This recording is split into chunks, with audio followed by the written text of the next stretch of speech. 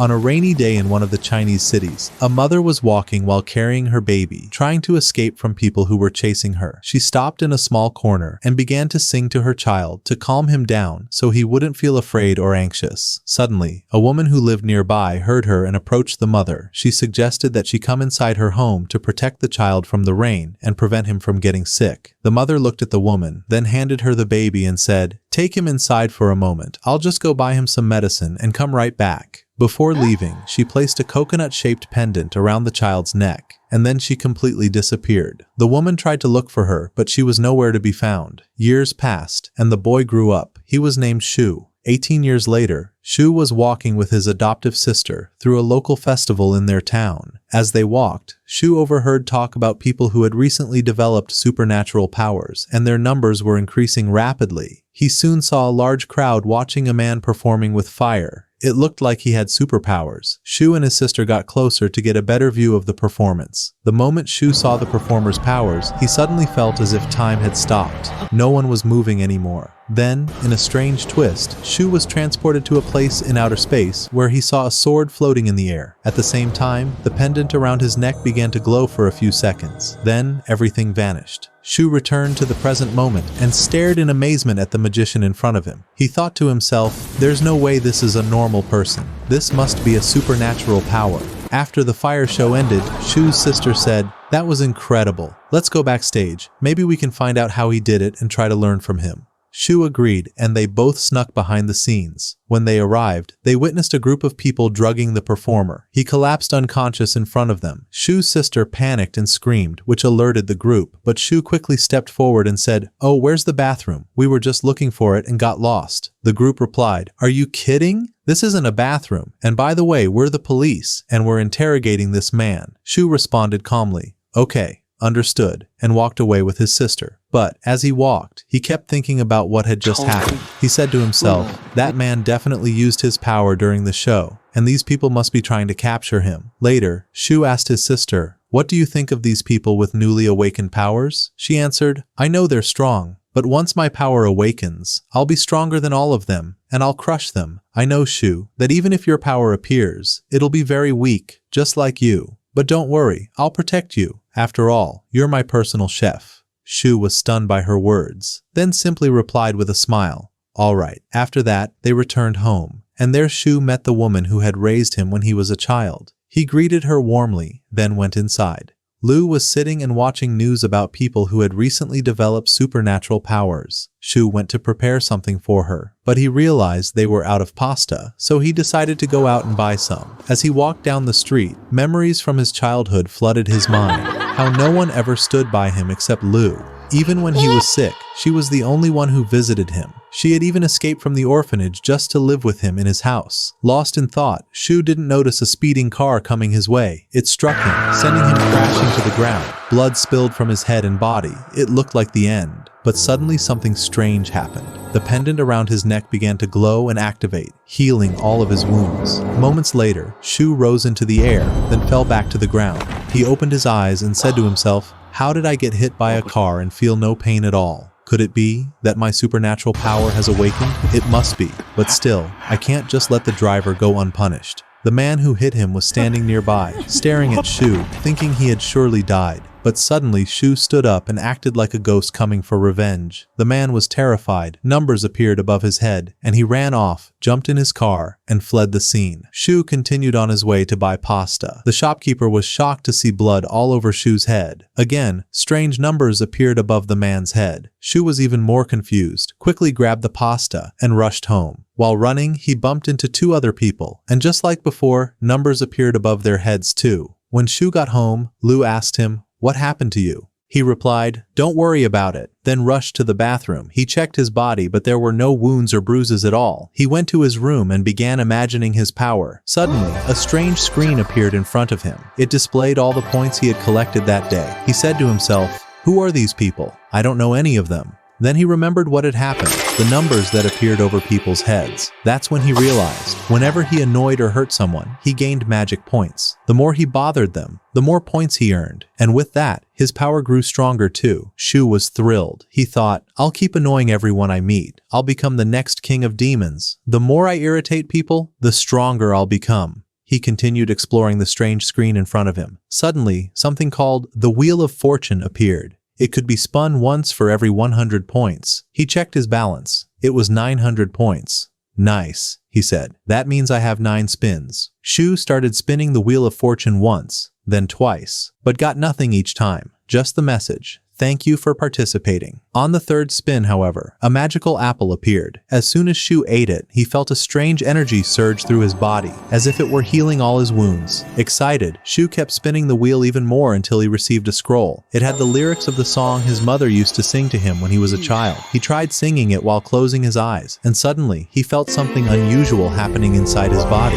It was like he had been transported into his own power, into another world. There, he found himself competing with his sister, and he noticed that negative points were being counted in front of him. That made him happy, and he decided to annoy her even more to gain more points. After that experience ended, Shu went out to watch a movie, but while watching, he sensed something strange happening outside. He climbed up to the roof of his house to check, only to see the same people he had seen before. Shu tried to hide before they noticed him, but they managed to catch him in the end. One of the men said, "Shu, what are you doing here? Are you part of the gang or what?" Shu replied, "I live here. What are you doing here?" The man was shocked and responded, "There's a dangerous criminal around here. We're chasing him. Stay inside so you don't get into trouble." Shu nodded and went back inside, but he thought to himself, "How did I sense their powers when they didn't sense mine? That must mean my power is stronger than theirs." Suddenly Lu asked him, "What were you doing outside?" Just as he was about to answer, they noticed someone lying on the ground in front of the house. Shu rushed out to check and told Lu to stay inside, but she kept bothering him and giving him negative points until she finally decided to follow him to see who the man was. Shu approached the man and realized it was the same fire performer he had seen before. He said to Lu, "We should call an ambulance and take him inside." But Lu replied, "Unfortunately, the call is too expensive and we can't afford it. Let's just leave him here." Hearing that, the man got upset, and negative points started coming out of him. Shu realized the man was faking being unconscious, so he began irritating him even more to gain extra points. Shu grinned and thought, "At this rate, I'll become the Demon King faster than I ever imagined." Eventually, the man had enough of Shu's bullying and sat up, saying, "I want something to drink. Bring me water." Shu responded sarcastically, "Here's some ice. That's all we've got." The man got angry while Shu was overjoyed. The man tried to ask Lu for help, but Shu knocked him to the ground again and kept provoking him to collect more points. When the man finally lost control, he tried to burn Shu using his fire abilities, but Shu's power activated and extinguished the flames, leaving the man humiliated in front of them. After that, the man tried to burn him again, but it was no use. Shu was thoroughly enjoying watching him angry, especially because of the points he gained from his rage. Eventually, the man lost his patience with them and said, "I'm leaving. I don't want anything from you." Shu replied, "Careful not to fall off another rooftop." This made the man even angrier, and Shu earned more points from him. Shu entered the house with his sister, who asked, "How come you didn't get burned? Could it be that your powers have awakened?" He answered, "I don't know." She replied, "Even if they have, your weak body won't be able to handle them." Shu said, "What are you talking about? By the way, my powers have already awakened." As he was about to leave the room, he told her, "Do my homework before you sleep," earning a few more points from her. Then he went into his room and began exploring his powers. He found an item that could be bought with points, so he purchased it. A strange substance appeared, and he ate it. As soon as he did, he entered his energy realm again. But this time, he saw a distant planet before him and realized he had gained a new power. He returned from his energy field and found that he could now lift his bed with one hand. He left his room and saw Lu watching television, so he sat beside her and opened his class group chat. He started teasing his classmates and earned a lot of points from them. Then Lu asked, "Why haven't they contacted you?" "The group started a while ago," he answered. "Because they know I don't have money. That's why they don't bother talking to me." She told him, "I think you're just trying to take the easy way out." Shu replied, "On the contrary, do you have any idea how much we pay for rent, water, and gas? The money we make barely allows us to survive." Feeling for him, the girl brought him some eggs to sell the next day. It became clear they relied on that as a primary income source. Every morning before school, Shu goes out to sell eggs and earn some money to support them. The next day, he went out and began selling the eggs. An old man beside him asked about Lu, and Shu told him, "She's sick today, so she didn't come." Two of Shu's classmates passed by but pretended not to see him and kept walking. The old man grew angry and asked Shu, "Why didn't they speak to you?" Shu replied, Maybe they're embarrassed because I sell eggs, nothing more. The old man got upset and said, "What's wrong with earning money? These kids weren't raised properly." Suddenly, the class president approached Sho to harass him and mock him. He said, "Is selling eggs what keeps you alive?" At that moment, Sho understood his intent and calmly replied, "Little by little, I managed to gather my expenses." The boy got annoyed, and Sho earned some points from him. The class president continued, saying, "You better sell all of them quickly, or your reputation will suffer if the school finds out." Sho replied, "If you're really concerned about me, why don't you buy all the eggs? Or, can't you afford it?" The boy answered confidently, "Of course I can." After that, Sho quickly placed all the eggs in one bag and said, "The class president bought all the eggs." There was nothing left in front of him. Everyone in the line got upset, and Sho earned points from all of them. He sold the eggs to the class president in just seconds. Later, Sho returned to the classroom and found a new website had been created to track people who had developed superpowers. That gave Sho an idea to earn more points. He stood up and told everyone, "A new student has awakened a superpower." The entire class got excited and asked, "Who is it?" Sho replied, "The person who sent the message was anonymous, so I don't know who it is." Everyone was shocked and angry, but Sho managed to gain points from all of them. Suddenly, while they were still talking, a student burst into the room and shouted, "Something terrible has happened." Everyone asked, "What is it?" He said, "A student from the upper class has awakened a superpower and started attacking others. He's holding the principal and looks like he's about to throw him off the roof." Hearing that, Sho thought, "This is a great chance to earn more points." He rushed to the scene. On the way, he passed by a girl and sensed she also had a hidden superpower, but she wasn't showing it. Sho reached the rooftop and saw the student holding the principal, seemingly about to throw him off. Everyone around was frozen, not knowing what to do. Then Sho had an idea. He walked up to the student and began giving him a long lecture about the consequences of killing the principal. Everyone was getting bored from how long Sho was talking, but he was gaining a huge number of points in the process. While the student was distracted by Sho's speech, the police managed to capture him, and things went back to normal. Sho returned to his classroom, where he found people waiting. They were there to run tests on the students to find out who had superpowers. Sho tried to escape, but he couldn't. He returned home feeling nervous that something might go wrong. Then, a man approached him, trying to introduce himself, but Sho ignored him, walked past, and earned points from the encounter. When he got home, he found Lu opening the door. She looked extremely sick. Sho helped her to the bed and said, "Rest. I'll go get you some medicine." She replied, "All right." Sho left the room, closed the door, and thought to himself, "I wonder if my fruit can heal Lu or not." He activated his ability and spun the wheel of luck until he got a few small fruits. He went back to Lu and gave her one. After eating it, she quickly got better, and her fever disappeared in seconds. Afterward, Sho teased her a bit to earn more points. The next day, Sho went to school, and the test results had come out. They started calling out the names of students who had superpowers. The first person called was Lee, the same girl Sho had passed by on the stairs. Then they called the class president, and the rest of the list followed. Finally, the last name was read. The teacher read it in disbelief, suspecting the result was fake. That student was Sho,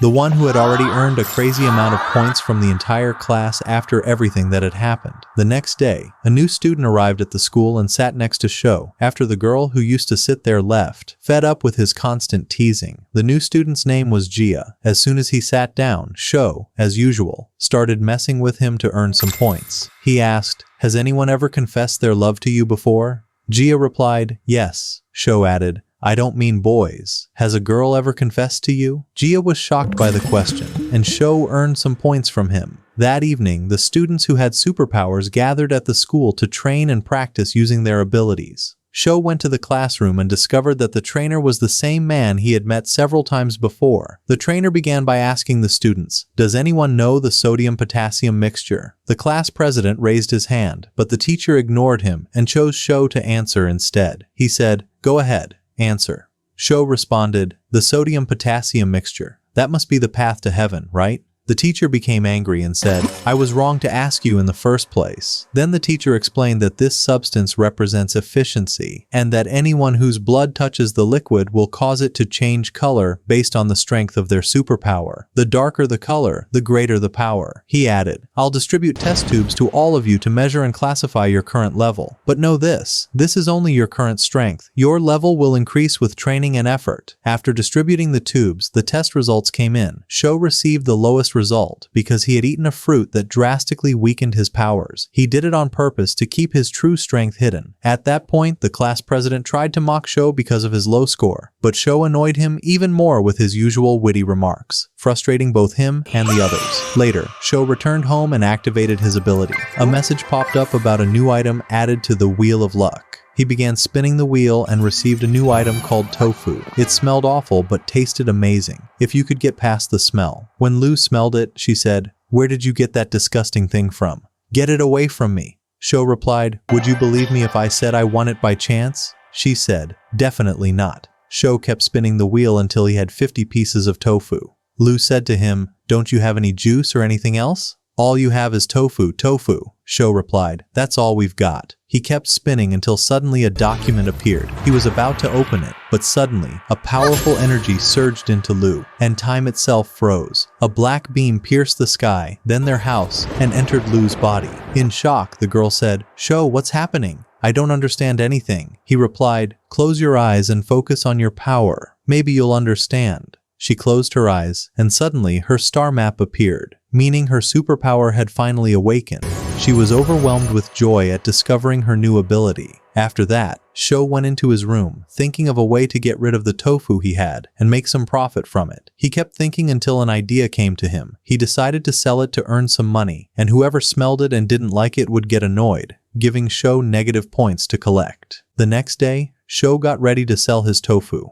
As he left the house, he saw an old man holding a sword, training with it skillfully. He clearly had experience. The old man approached Sho and said, "Do you want to learn this move? Watch this one." But Sho replied, "No," and walked away, leaving the old man shocked. Sho earned some points from him too. Then Sho displayed his tofu for sale. At first, no one wanted to buy it, but once one person tried it and liked it, the crowd gathered, and the tofu sold out in seconds. Sho continued his daily routine, teasing his friends and others to gather points, using those points to unlock new abilities, allowing him to bother people even more and collect even more points. Eventually, he completed all the planets on his star map. At that moment, a new energy and a new weapon appeared, a sword he could summon into the real world and control. Later, Sho returned to his class and found his classmates talking about the recent increase in strange incidents. Then, the student council president said, "What do you think? Should we form a secret group to fight criminals and help the country?" No one paid him much attention, so he tried to annoy Sho instead. But Sho ignored him as well, which frustrated him, and Sho gained more points. That night, during superpower training, the teacher brought them a magical stone and said, "This stone will help you train your star map and make you stronger." Sho was excited and rushed to use the stone, but his star map was already so powerful that it rejected the use of the teacher's stone. So Sho decided to keep annoying people to gain even more power. The next day, the old man was still training, doing flashy sword moves and acrobatics in front of Sho, hoping to impress him and get him to ask for training. But Sho passed by him in the blink of an eye, completely uninterested. Later, at school, the student council president was arm wrestling students, and no one could beat him. He defeated everyone who challenged him. When he saw Sho, he mocked him and said, "What do you say? Want to arm wrestle me with my left hand? It's weaker than the right. Should be a fair match for your weak strength." Sho said, "Deal." They started the match. Sho grabbed his hand and boom, won instantly. Everyone was shocked, and Sho earned a massive number of points from the crowd. Then Sho told him, "My left arm is actually a bit strong. What do you say we try with the right? Maybe you'll have a chance." They played again, this time with the right arm, and Sho won again. The president was even more stunned, and Sho collected more points from him. The class president was furious, but our hero, Sho, didn't stay silent either. He said mockingly, "Can you believe it? My power increased after I held your hand. How is that even possible? You must be my lucky star." The class president grew even angrier, while Sho kept earning more and more points from him. After that, the students went to eat, and Sho followed them carrying tofu, just to annoy them and ruin their day. That's Sho in all his annoying glory. Gia came to Sho and asked him, "How did your power increase?" Sho raised his voice and replied, "It's all thanks to the class president. He's my lucky star today. Just touching his hand boosted my power, and I was able to beat him." Gia said, "Since your power increased, I could tell the teacher. He might give you extra magic stones." Sho asked, "Where does that teacher work?" Gia replied, "He works in the Earth Network." Sho was surprised and asked, "Are there other networks?" Gia said, "Yes, there's also the Sky Network. It's far more powerful than the Earth Network." Sho said,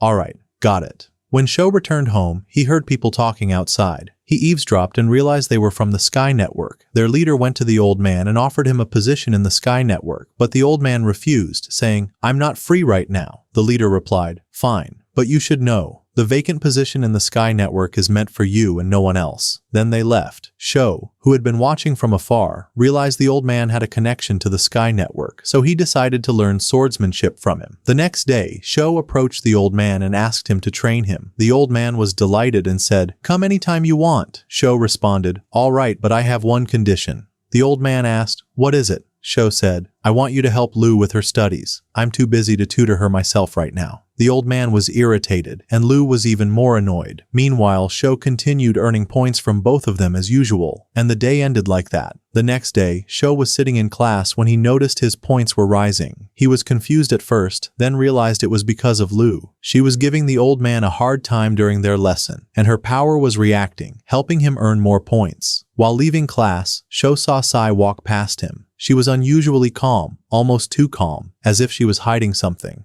At the same time, the old man was teaching Lu some math problems. She was exhausted and constantly annoying him. She asked, "When did you learn how to count?" He replied, "Before you were born." Lu said, "So you're 81 years old and I'm 10. If we subtract 10 from 81, that means you spent 71 years not knowing how to count." She was really annoying, dear viewer. The old man became furious, and Sho kept gaining more points. The old man then said to Sho, "I've taught her like you asked. Now let me teach you swordsmanship." Sho replied, "Deal." The old man brought out a set of weights and said, "I want you to wear them gradually, from light to heavy. This glove is the heaviest. It weighs over 300 kilograms. Start slowly until you can handle it." Sho looked at the gear, then picked up the glove with one hand and threw it into the air. He said, "My power's been increasing lately. Let's just start right away." The old man was astonished by Shu and said, "All right, let's begin." Then he grabbed a piece of paper and told him, "I'll teach you that everything can be cut." The old man's energy began to gather intensely around the paper. He then struck the air with such force that it tore through the space entirely. Even the wall in front of them was split in two. After that, the old man threw his sword to Shu so he could train with it. Shu continued his training, and his energy kept increasing. He was learning at an incredible speed and quickly became a sword expert. It seemed this was his true talent. When evening came, the old man said to Shu, "I want to ask you something. When does a person become truly strong?" Shu replied, "When he breaks all the rules." The old man shook his head and said, "No, that's not what I meant. What I mean is, when does a person gain the kind of power that allows him to break the rules?" Shu responded, "I'm not sure. But what I do know is that I want to live a peaceful life and protect my sister. Nothing more." The old man said, "But great power gives you the chance to protect more people and to earn more money." Shu replied, "Even if someone gave me a mission, I wouldn't accept it. I don't want to rely on anyone. Maybe it's because of the way I was raised, but I know that the path of life is tough and requires hard work. And that's why, no matter how hard life gets, I won't give up. I just want to live it my own way, even if that way is wrong." After hearing those words, the old man's admiration for Shu grew even more. He nodded and said, "All right, fair enough." The next day, the old man was teaching Luo some academic exercises. He had brought her some potato chips, which seemed to help her focus and understand the material more quickly, even though she was still just a child. Suddenly, the old man sensed someone from the Sky Network behind him. He went over to stand with him, and it was clear that Luo was annoyed by both of them, which caused Shu to gain more points. Shu was surprised to see someone from the Sky Network there. The person's name was Shure. After that, Shu rushed to the teacher and found him standing with Shure. When Luo saw Shu, she asked, "Shu, what are you doing here now?" He replied, "I forgot something and came back to get it." She said, "All right, I'll go bring it to you," and went inside to retrieve it. Meanwhile, Shure was explaining to the old man the dangers that had started emerging in the country. He asked the old man to join the Sky Network, but the old man refused. After Shure left, the old man handed Shu 2 sodium tubes to check whether his power had increased. Shu used the tubes, and the liquid inside them turned deep black, a sign that his power had reached grade A, one of the highest ranks. Then, the color changed again, indicating that his power had exceeded even grade A. Luo's grade had also risen above A, making it all feel very real. Afterward, Shu went out and buried the efficiency tubes so that no one would find them. At that moment, the old man ran into him and asked about the results, but Shu told him he was still weak as usual. The old man was shocked and walked away. Later, Shu continued training with his star map until he unlocked a new power. an aura that surrounded his body, shielding him from harm and increasing his strength. Inside, Shu thought to himself, I want to know what happened with Luo. At that time, Luo was dreaming about her star map, and she, too, was unlocking a new ability. Shu said to her, use your power now. The girl used her power and summoned an ant from her black hole, telling him that she had started sensing the energy of dead creatures. That ant had died just the day before. After that, our hero took her outside to test her power on other creatures. She summoned a beautiful bird, but he told her that such creatures wouldn't be helpful if she got into a fight, and that they needed to find her something stronger. She asked, what are you thinking?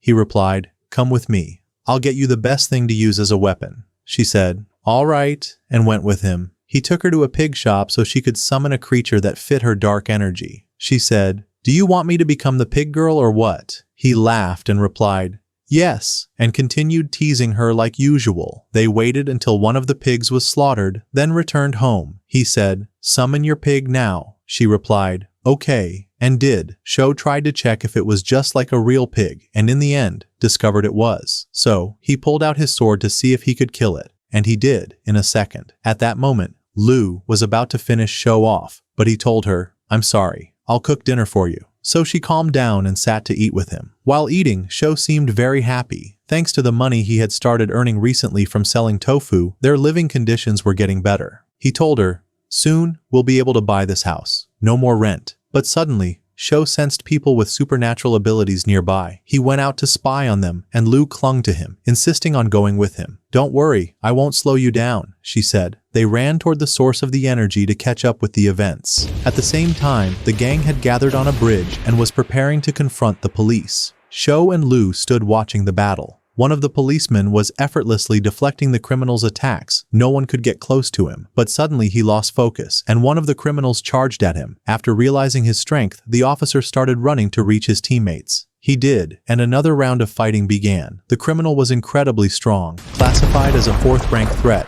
meaning he was extremely powerful. He managed to kill 2 officers, then fled with his men. The police began regrouping and planning to trap them. Sho told his sister to return, and he decided to go after the criminals alone. He arrived at a house and found it surrounded by police from all sides. It seemed the gang was hiding inside. One gang member said to the leader, what do you think? Should we surrender? There are too many people outside. We can't take them all on. The boss replied sarcastically, surrender? Are you an idiot? Come with me, I'll protect you. Don't worry about anything. He took the 2 men and stepped out of the house. Immediately the police opened fire from all directions, but the boss used them as a shield. They took the bullets for him.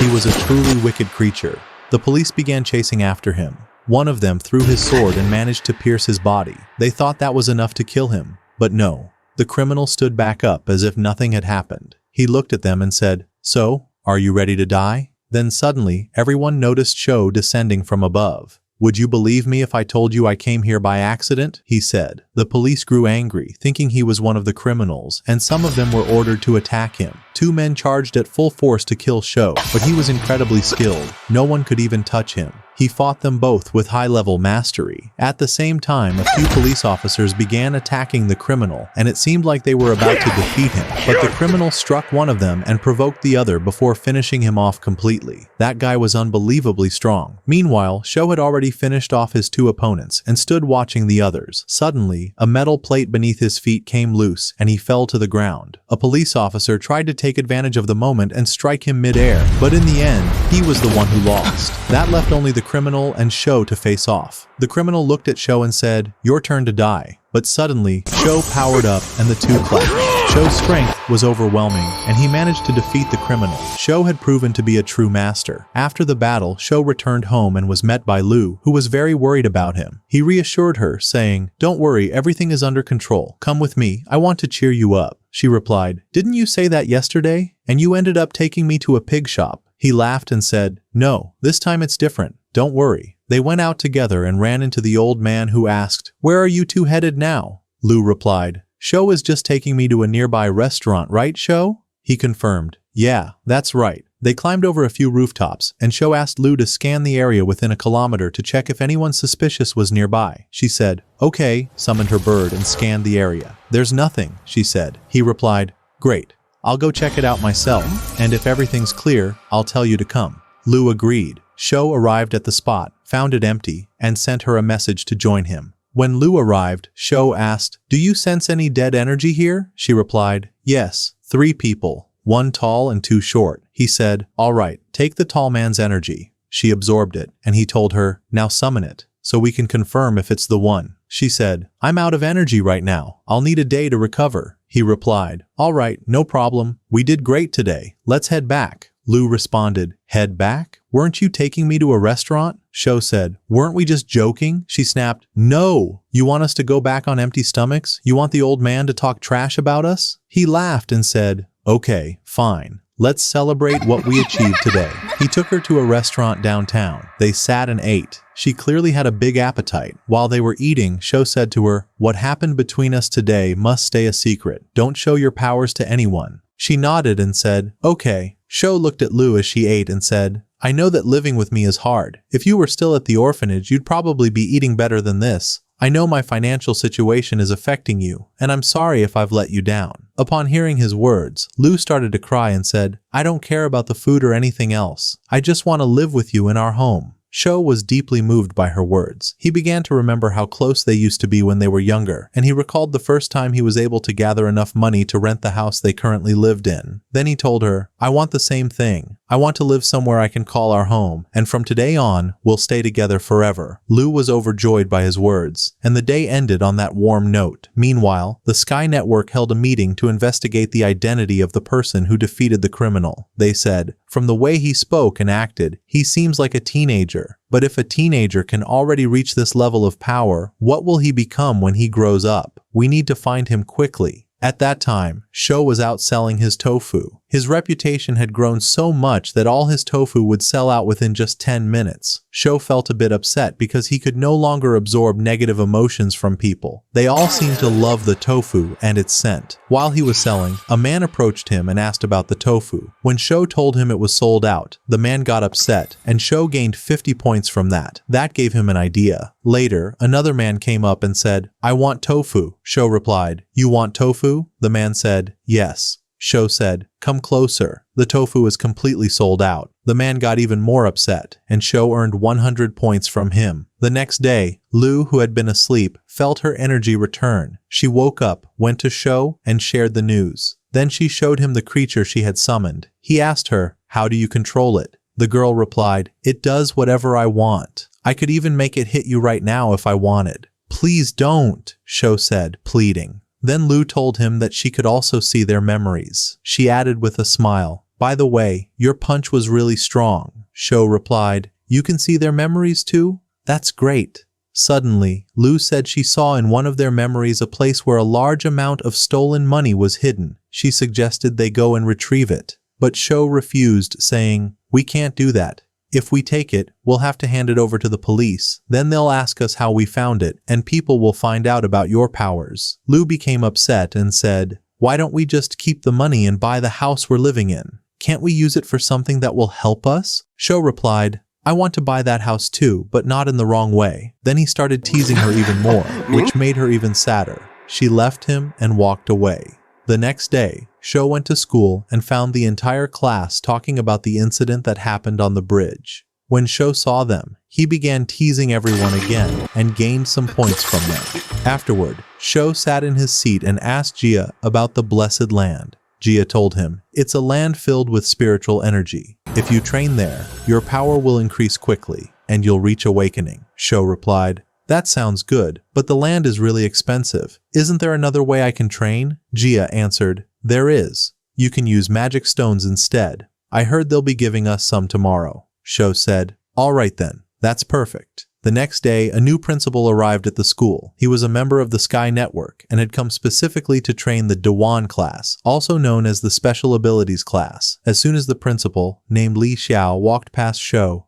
felt something strange about him. He realized that this man wasn't ordinary. He was definitely a member of the Sky Network. Li Xiao also noticed that one of the students had sensed something, but he ignored it and continued with the welcoming ceremony. After the ceremony ended, Li Xiao went straight to the Dewan class. He warned them about the mysterious individual who had recently appeared in the city and described his features in detail so they could report him immediately if they saw him. He then distributed magical stones to the students for training, each based on their level. Since Sho's level was low, he only only received 2 stones. Later, Sho pulled Jia aside and asked him if the spiritual stones could be sold and how much they were worth. Jia explained that the stones were from the Sky Network and were prohibited from being sold, but he knew someone in the black market who could buy them. Indeed, he contacted his friend, and they agreed on a price. Each stone was worth 120,000 yen, which meant that if Sho sold them, he could easily afford to buy the house fully furnished. Meanwhile, Li Xiao went to visit the old man to question him about the new sword-wielding individual who had appeared. He suspected that the old man might have trained him. However, the old man denied knowing anything and told him it was inappropriate for a respectable man to doubt others. Li Xiao felt embarrassed and left. Shu then returned home, where he was greeted by Luo, who asked him about the Sky Network and the Earth domain. Shu explained everything he knew, then said, "I have good news for you." Luo was thrilled and asked what it was. Shu showed her the money he had saved and gave her a new phone. He then told her he had spoken to the landlord and that the ownership of the house would be transferred to his name starting the next day. Luo was overwhelmed with joy. She hugged him and cried tears of happiness. It was a truly beautiful moment. Afterward, Shu resumed his training and continued to increase his power. Luo's energy also began to grow. As Shu received the deed to the house, he got a message from the school notifying him that they would be traveling to a new training location. He realized he wouldn't be returning home for a few days. The next day, the students boarded transport vehicles headed to the training site. While on the way, Jia began explaining the place they were going to. This area is called the Ruins. It was formed after the alien invasion. Inside, you'll find illusions, treasures, and many other things. But the most important thing in that ruin is the core eye. If someone manages to obtain it, the ruin disappears completely. The students listened carefully, all of them focused intently. Jia continued speaking, saying, "The leader of the Sky Network managed to open a ruin a few days ago and retrieve the core eye, which turned out to be a sword." The students got very excited. They arrived at the training location, where their instructor gathered them and said, "You're here on a secret mission. This is mainly to increase your experience, nothing more. But if anyone leaks any information, they will face military punishment." The students responded, "Understood." They all went inside. Each received their meal and sat down to eat. However, there was one chubby student who wasn't happy with the place and kept asking for a chair, saying he didn't want to eat sitting on the ground. There weren't any chairs available, but eventually, a soldier saw him and gave him his own chair to stop the complaints. The soldier then sat on the ground instead. When Sho saw what happened, he wasn't pleased. He went over to the student and said, "Get up from the chair." The student pretended not to hear him, so Sho got angry and punched him. The instructor then came and took the student inside, while Sho kept eating as if nothing happened. Later that night, everyone began training, except for Sho, who didn't know how to train like them. He thought to himself, "Why should I train when I can gain points another way? Let's go have some fun." He went to the class leader and started annoying him while he was trying to train. The leader tried to ignore him, but Sho kept going until he managed to earn some points and use them to buy apples. Then Sho tried calling Lu to check on her, but there was no signal, which made him very worried and feel like something might be wrong. Later, he went to eat again. This time, the cook gave him extra food, and even one of the soldiers offered him his chair, probably because of the manly thing Sho did the day before. But Sho refused to take the chair and sat on the ground again, eating with Jia. After the meal, Sho went back to bothering the class leader, who was clearly fed up. He ran off to train far from the camp. But did Sho let him go? Of course not. Sho chased after him, kept teasing him until he collected all the points he wanted. Sho then went to train alone, opened his star map, and managed to increase his power. He felt much stronger. When he went to lunch, the class leader approached him angrily and said, "You've been acting like a big shot ever since you beat me in the arm wrestling match. Well, I've powered up too, and if we fight now, I'll crush you." Sho agreed to the rematch. The teacher overheard them and came to be the referee. The two locked hands and got ready to compete. All the students were cheering for the class leader, hoping Sho would lose so they could finally be rid of him, which is exactly what Sho wanted. The moment the teacher raised his hand and said, "Go!" Zrania Sho defeated the class leader in less than a second. Everyone was shocked, and Sho started collecting points from all of them. The teacher too was impressed by Shu's strength after witnessing it and said to him, "Come on, play against me." Shu replied, "All right," and accepted the challenge. Although the teacher was much stronger than the class president, he also lost easily. The teacher was overjoyed by Shu's power and said, "You have a brilliant future ahead of you. Keep this up, and no one will be able to stand in your way." Then Shu had an idea and said jokingly, No, teacher, it's all thanks to the class president. He's my lucky charm. Every time I touch his hand, my energy increases. The class president overheard him and kept giving him points generously. While they were sitting, Li Xiao suddenly noticed thick fog entering the area. He realized that this wasn't normal for this place, so he rang the emergency alarm and ordered everyone to evacuate. Shu heard the alarm and tried to escape with the others, but the fog caught up to them in seconds and swallowed everyone inside. Shu fell into a strange place he had never seen before and thought to himself, I've never seen this place in my life. Before he could finish his thoughts, a skeletal monster attacked him. Shu dodged all its attacks skillfully, grabbed his axe, and finished it off. Then he climbed up to a high spot to figure out where he should go, but suddenly many monsters appeared beneath him, trying to kill him. He kept running, and none of them could catch him. Suddenly, a few students came running toward him, shouting, "Run! There are monsters behind us!" Shu turned and saw one of them being killed, so he rushed over and eliminated all the monsters within seconds. The other students stood frozen, shocked by the power he had just displayed.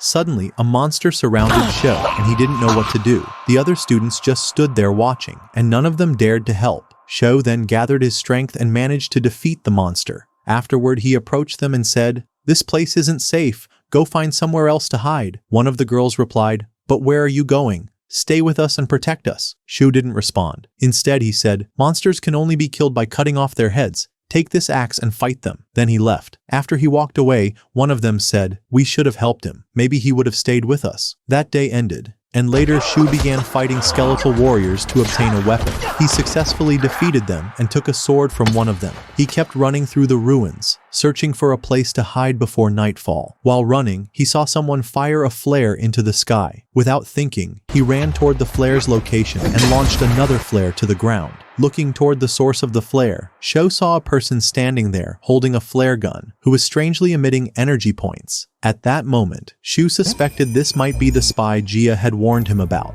And indeed, this person turned out to be a spy sent by another organization. He already knew that the students would be entering the ruins and came with 6 companions. They had agreed to shoot flares into the sky if they got separated so they could regroup, but Sho's presence ruined their plan, and that's why the spy was visibly frustrated and leaking energy points. He then pretended to be friendly with Sho, acting as if he were from the same class, and claimed that he had entered the ruins by accident. Shu thought to himself, "Let's play along," and said, "I'm also from the Divine Arts class. Let's go together." The spy noticed the sword Shu was carrying and asked, "That's a nice sword. Did you get it from the ruins?" Shu replied, "Yes. Can I hold it for a second?" The spy asked as he cautiously moved closer. Shu pretended he would hand it over, but at the last moment, he pulled it toward himself. It was a trap to gain energy points. After that, the spy said he was going to leave, but Shu insisted, "Don't leave me. I'm afraid to walk alone. I'll come with you." The spy was stunned, but replied, "All right." They continued running together.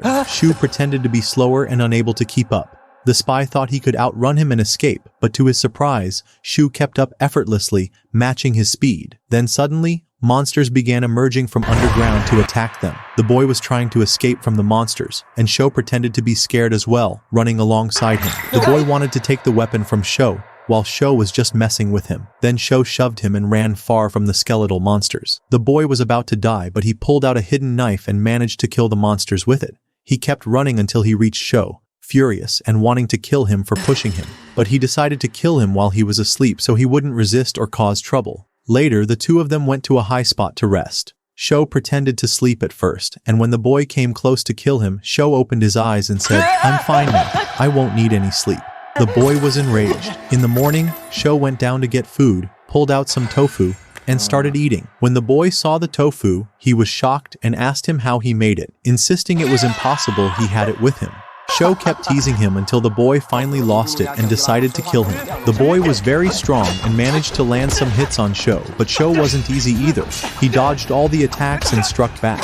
The boy became even angrier and attacked Sho with full force, but Sho skillfully dodged every hit. While dodging, Sho's sword fell to the ground. The boy thought he had the upper hand and was about to finish him, but Sho pulled out his second sword and finished him off. That's when the spy realized Sho was the same person who had defeated the criminal before. He collapsed to the ground and died. Sho looked at the boy's dead body and said, "This world really is terrifying. Yesterday, I was just joking with him, messing around, and today, I killed him. This isn't funny at all, but no matter how hard the path gets, I'll walk it." He left the area, and as he walked, he entered a forest and saw apples on the ground. He realized the trees were apple trees and started gathering some. While collecting, a group of squirrels appeared, very angry, and started throwing stones at him. He managed to gain some points from them, and then ran away with the apples. He kept running until he reached a river, drank from it, and said to himself, I've been running for a long time and haven't met anyone. Does this ruin have no end? He hadn't even finished his thought when a pack of wolves attacked him. He tried to run right, but found the whole wolf tribe there, so he turned back the way he came. Sho kept running and thought, how come I'm not tired after all this running? Maybe it's the apples. Actually, I feel like I can run even faster. And indeed, he increased his speed and managed to escape all the wolves. He eventually reached the place where he had given the axe to the group of people and found that their numbers had increased. He sat with them and said, I'll stay with you for one night, then I'll leave. The kids were trying to convince him to protect them, but he refused. He asked them, when was the last time you ate? The girl then started crying and said, we haven't eaten in 3 days. He pulled out an apple and started eating it, then told them, if you want this apple, head in that direction for 2 days. You'll find many trees full of apples there, but be careful of the squirrels. They don't like anyone touching their fruit. The kids got frustrated with him and gave him extra points, knowing they likely wouldn't get out of there. One of them grabbed the axe and approached him to forcefully take the apple, but Shu outmaneuvered him and took the axe back. Then he said, it's time for me to go. He took his sword and the axe to fight monsters, but before leaving, he left them 2 apples without them noticing. Shu went on his way looking for something to do when suddenly he heard the sound of an approaching enemy. He stepped back as a skeleton attacked him with a spear. Shu grabbed the spear and wouldn't let go. More skeletons gathered to attack, but Shu knocked down the one in front of him, took his spear, and ran off. The skeletons kept searching for him, but couldn't find him. After giving up, they decided to leave the area. As soon as they left, Shu decided to take the rest of their weapons and follow them to bother them even more. Elsewhere, a group of students and teachers were lying in wait for the skeletal knights, hoping to kill them, but they didn't know how to deal with them, so they decided to try and kill the leader of the knights, hoping it would scatter the rest and allow them to finish the job. They looked for someone who looked different and chose the one without a spear, the one carrying only a sword. They assumed he was the leader, not realizing that Shu had stolen his weapon. The sniper took position and, boom, shot him in the head. Everyone celebrated, thinking they had defeated the knights, but the leader of the knights was still alive, and he ordered his followers to shoot arrows at them, leaving them with no choice but to flee. They moved to another area, puzzled, saying, what did we do? Didn't we kill their leader? How are they still focused and attacking us? One of the instructors replied, there's only one possible explanation. The one we killed had his weapon stolen, but who would dare to steal his weapon? Before they could finish their conversation, they spotted Shu lying in wait for the skeletal knights. He suddenly jumped on one of them, struck him down, took his spear, and walked away. The instructor then said, so now we know who's been stealing the spears. He added, was there really a student in the Dion class with this kind of strength? One of the students recognized Shu and said, yes, he's a student in our class named Shu. His energy system awakened after he defeated the class leader during the rest challenge. He seems to have incredible power. The instructor responded, that's why we must recruit this boy into our ranks. On the other side, Shu was sitting on a tree, completely unbothered by soldiers, skeletons, or anything else. He was lost in thoughts about his past life and how much he missed his sister Lu and longed to return to her. After some deep thinking, he decided to continue on his path quickly to make the most of the ruins, and then return to her. As he walked along the path, the skeleton warriors had set an ambush for him to kill him. They surrounded him from all sides, ready to finish him off. But Shu surprised them by activating his spiritual energy into his spear, wielding it with great skill. He attacked the knights one by one and defeated them all. After finishing them off, he rushed to collect their weapons and left the place. Meanwhile, Lu was extremely angry because Shu hadn't returned home in 3 days.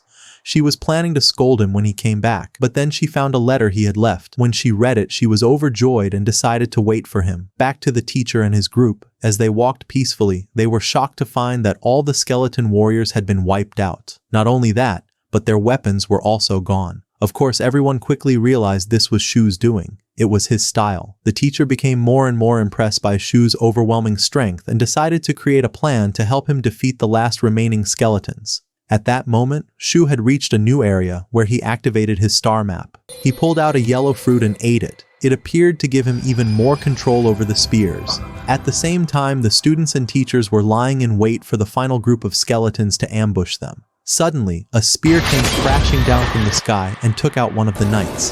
Then, more spears rained down from all directions, breaking them apart one by one.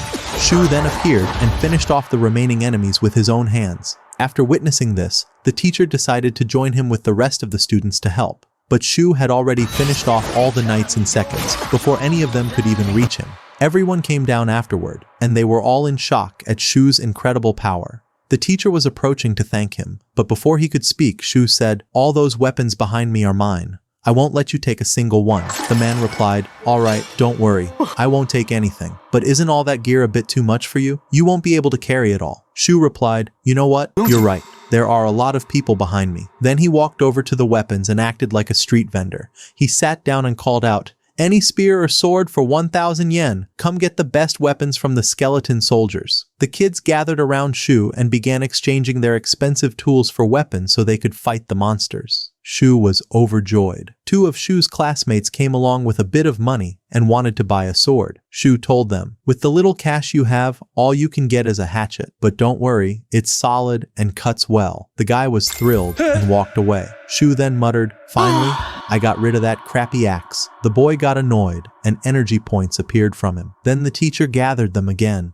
and they continued walking through the ruins. They walked until their feet hurt from the long march. The teacher glanced over at Shu and noticed that he was still moving effortlessly. He walked over to Shu and chatted with him for a while. Shu asked him about the rest of the students and if anyone had been injured. The teacher said, "All the students are fine. No one got hurt. Most of the casualties were military cadets who died protecting the students." Shu was touched by this and felt the teacher was kind-hearted. Later, they stopped at a spot and lit a fire to keep warm. Shu noticed the teachers were exhausted and couldn't move, which moved him, so he gave them some apples to eat. As soon as they ate them, their energy returned, and they were delighted. Some of the students, upon seeing how much better the teachers looked, came over to Shu and said, "We want apples too." Shu looked at them and said, "You're just a bunch of useless kids standing behind the teachers to protect you. You do nothing. And now that you saw me give them something to help them recover, you come to take it too? Get lost. You're not getting anything from me." So they left. But one of the rich students approached Shu and handed him a watch worth 3,000 yen in exchange for 3 apples. Shu, of course, immediately agreed and handed him the apples. Right after that, the students heard the sound of monsters approaching, so they formed a circle to protect themselves from the ghosts.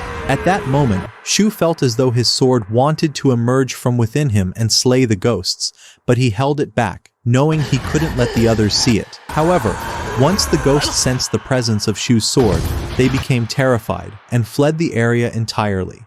After witnessing the ghosts' reaction, Shu decided he would chase them later to collect some points. Eventually, the group of students reached the ruin center. There was a huge number of people who had managed to arrive there as well. Some students were talking about Sai and how powerful she was, having taken down all the knights on her own. One of them mentioned that her energy had also undergone an awakening, and she had become extremely strong. Shu was intrigued when he heard this, and the girl caught his attention, but he thought to himself, since there are so many people here, and I still have a lot of weapons, why not sell them? So people gathered around him again, and he began selling his weapons. Suddenly, one of his classmates approached and told him, "Come, the unit leader wants to see you." Shu was shocked, but followed him anyway. Sai was there too. The unit leader thanked both of them for what they had done, and asked for their help the next day to go deeper into the ruins. He then took out his sword and threw it into the opening to measure its depth. His weapon consumed a huge amount of energy, unlike Shu's sword, which didn't consume any energy at all. When they realized the opening was about 100 meters deep, they decided not to do anything that day, and to explore everything the next day, as they didn't know what dangers awaited below. Naturally, everyone agreed. Later, Shu sat quietly in a corner and began counting the negative emotions he had gathered. While doing so, he discovered that there were 9 spies among them. These individuals didn't have names, only numbers, indicating that they were indeed spies. The boy was trying to look around to figure out who the spies were, but he didn't notice what was happening on the other side. Meanwhile, teacher Li Xiao arrived at the ruin center, carrying an entire apple tree with him, clearly possessing great power. Sho went over to him and saw a very angry squirrel coming out of the tree because they had taken its apples. When the squirrel saw Sho, it got even angrier and jumped at him to attack, but Sho grabbed it and gave it an apple. The squirrel instantly calmed down and turned meek like a kitten. Then Jia ran over to Sho to check on him and see what was going on. Sho told him, "Don't worry, I'm fine. Everything's under control." Jia was very happy and told him what had happened. how he managed to defeat 4 knights on his own, and that his energy had increased a lot since entering the ruins. Sho was glad for his friend and gave him a spear to fight with, this time for free because they were friends. One of the spies then approached Sho and asked for a spear, saying, "Give me a spear now, and I'll pay you 50,000 yen when we get out." Sho replied, "There's no guarantee for that. I'm not giving you anything." The guy got angry and started releasing negative energy. When Sho saw his name, he realized he was one of the spies among the enemies. After that, teacher Li Xiao gathered everyone and told them, "Tomorrow we'll go deep into the ruins. There's no plan or anything. Whoever we face, we kill. That's it." The teachers were surprised by what he said and tried to convince him to come up with a plan, but he refused to listen. Later, while the kids were asleep, the spies took advantage of the opportunity and descended into the ruins ahead of them, intending to steal the core eye. But Shu was aware of their plan and caught one of them, refusing to let him go down. The spy got angry, and a fight broke out between them. Meanwhile, the other 8 spies who had already descended realized one of them was missing, but they said, "The mission is more important," and continued with their objective. The spy who was fighting Shu was just about to attack when Shu suddenly shouted at the top of his voice, "You want to sneak down before everyone to steal the core eye, you spy? I won't let you." All the kids woke up to Shu's voice, and Li Xiao also noticed what was happening. The spy suddenly felt a strong aura approaching, and indeed, the teacher struck him down in one blow. After that, teacher Li said, "I didn't agree to attack yesterday because I knew there were spies, and I was waiting for them to expose themselves." Then, he ordered all the students capable of fighting to gather so they could eliminate the monsters and retrieve the core eye before the spies could. The capable students gathered, including Shu and the girl Sai, and they went to the unit leader. Li Xiao said to the commander, "I need you to stay here and protect the rest of the academy's students." The commander replied, "Fine, but next time you plan something, I'd appreciate if you inform me." Li Xiao agreed and then gathered everyone. He gave them a motivational speech before the battle and said, "The most important thing is to use your brains. If something happens, the area down there is dangerous, and the only way out is through smart thinking." Everyone agreed and was ready. Then the commander asked one of the Sky Network members to create a rope ladder for them to descend. She did, and everyone started going down. While Shu was climbing down, he felt something strange from his sword but kept going normally. When they reached the bottom, they were shocked. All the spies had committed suicide. Not a single one of them remained alive. Li, upon seeing them, said, "These are strange rituals they perform to die. Let's not get involved with them." They continued forward and reached a place filled with mysterious crystals that looked truly strange. Suddenly, a large number of ghosts emerged and began attacking the students. But Li activated his energy and struck down many of the ghosts to protect them. However, their numbers were overwhelming,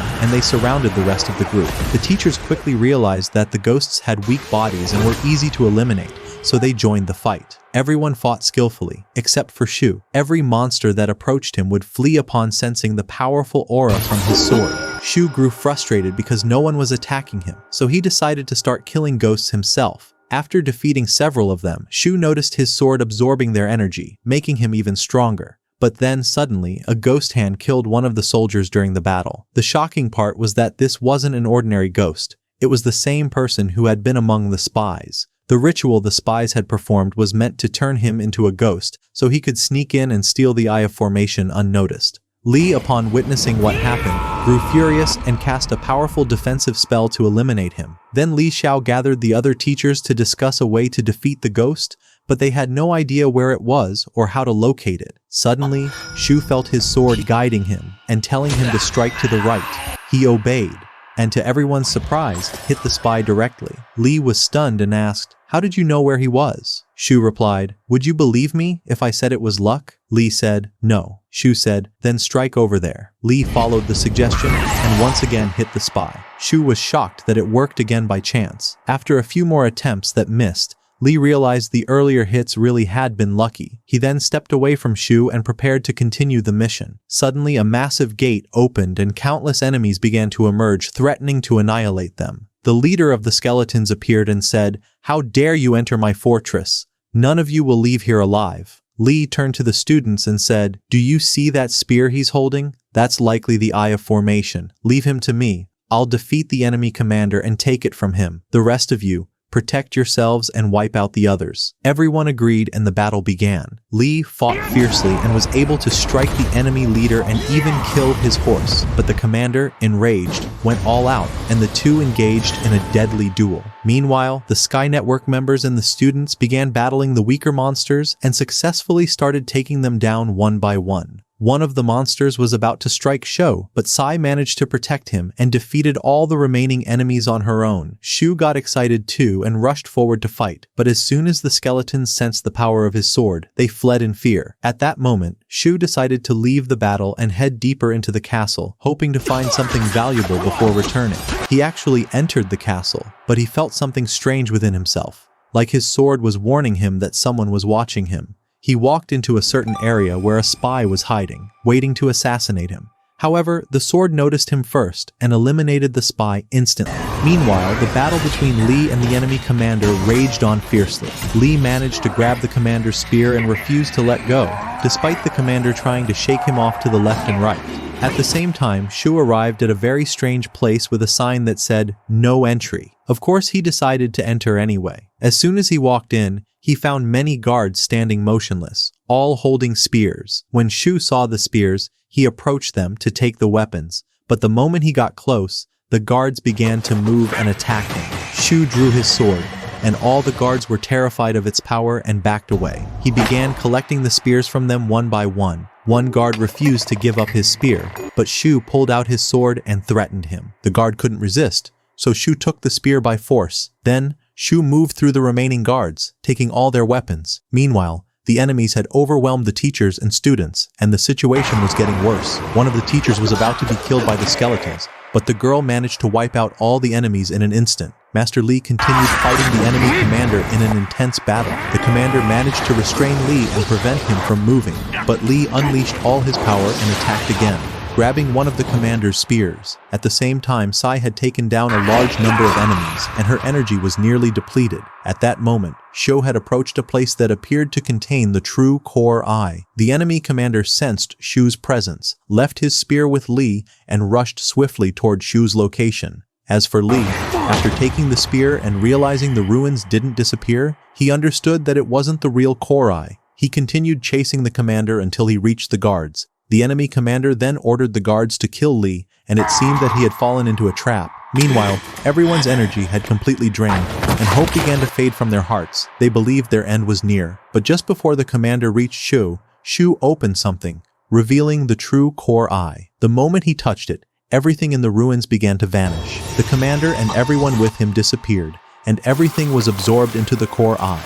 Even the spears Shu carried. Those outside noticed the mist gradually dissipating, and everyone began to return from the ruins to the real world, overwhelmed with joy that they were still alive. The class leader had sustained a head injury and was sitting down receiving treatment. Suddenly, Jia rushed in and asked about Sho. The class leader took him to the weapons distribution area to inquire about him, but the teacher there said, "Search for him. If he's not here, then you'll probably find his body." That boy was incredibly strong in the ruins. It's hard to believe he would die so easily. Everyone was heartbroken. Then, in a sudden and unexpected moment, Sho walked in, glowing from all he had gained in the ruins. Everyone was stunned. No one could believe their eyes. Shu approached the teacher, handed him the spears he had collected, and then upset the rest of them by claiming points from them, before calmly walking away. As he walked, he began to feel energy points coming toward him from Lu, as she was still upset with him. He found her up in a tree, waiting for him, and she jumped down to greet him with her usual kick. Then, she started examining his entire body to make sure he hadn't been hurt. When she saw he was unharmed, she burst into tears of pure joy. It was an incredibly emotional and beautiful moment,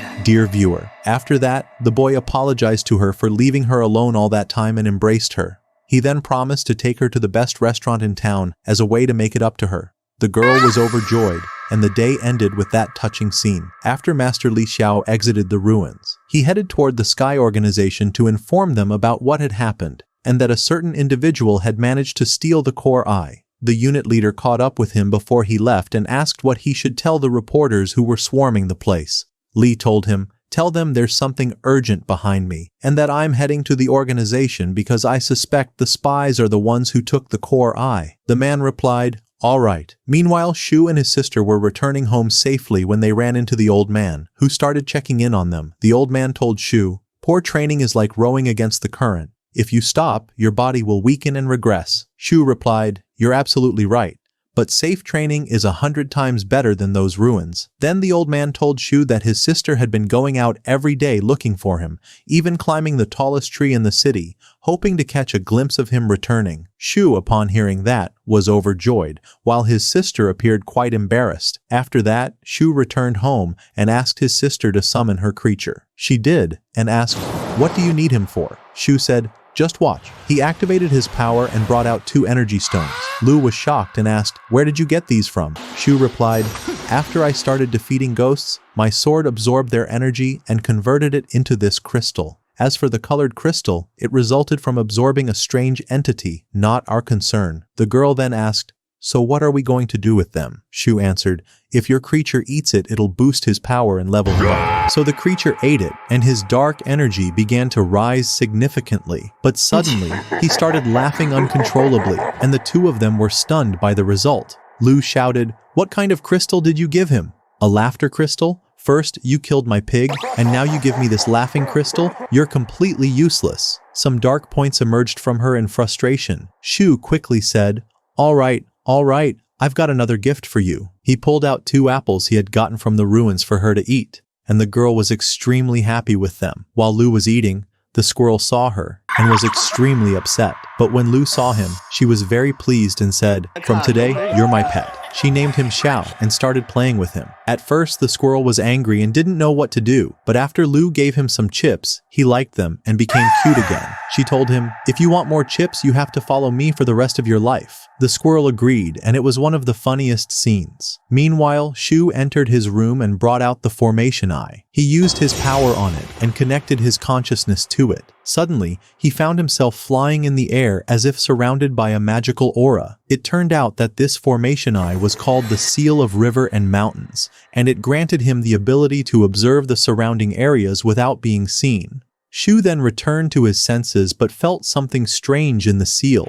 He reconnected his consciousness to it and entered again. Once inside, he found a vast space with some of the weapons he had collected inside the ruins. He was very happy and decided to use it as his personal weapon storage. Suddenly, Shu noticed a huge gate and walked towards it, trying to open it. At first, he couldn't, but after using all his strength, he managed to open a small part of it. When he peeked inside, he saw the ruins he had previously been in, inside the gate. Shu was overjoyed and decided that once he became stronger, he would open that gate fully and train inside it. At that moment, Lu was very worried about Shu, thinking something bad had happened to him. When Shu sensed her concern, he returned to reassure her that he was okay. He said, "I was just testing the new power, that's all." Lu hugged him and said, "I thought you were going to leave me again." She was very sad. Shu then promised her that he would never leave her again and invited her to dinner. It was a moment full of joy and warmth. He then told her, "With the money I've gathered, I'll take you on another trip." Upon hearing that, Lu became overjoyed and was filled with happiness. Meanwhile, the head of the Sky Network gathered with his assistant to discuss the matter of the formation core. The assistant said that Li Xiao suspected a spy had taken the formation core and absorbed its power, but the leader responded, "I don't think a spy was the one who took the core. It must be someone else. I've already sent 2 agents into the city to monitor the flow of magical energy. Wherever an unusual energy spike is detected, that's where the formation core will be." Clearly, this leader isn't an ordinary man. He truly deserves his position. The assistant then said, "The Royal Division class performed very poorly in the ruins, but according to the teacher's report, 2 students experienced an awakening, and their power levels were very high during the battle. One of them had low grades but showed remarkable combat ability," referring to Shu, "and the other was a girl with high power and consistent focus," clearly referring to Sai. After hearing that, the commander was impressed and decided to recruit Sai into the Sky Network for special training. And with that, Season 1 of our anime comes to an end. Stay tuned for Season 2, and don't forget to like, subscribe, and hit the notification bell to stay updated. See you in the upcoming episodes. Goodbye.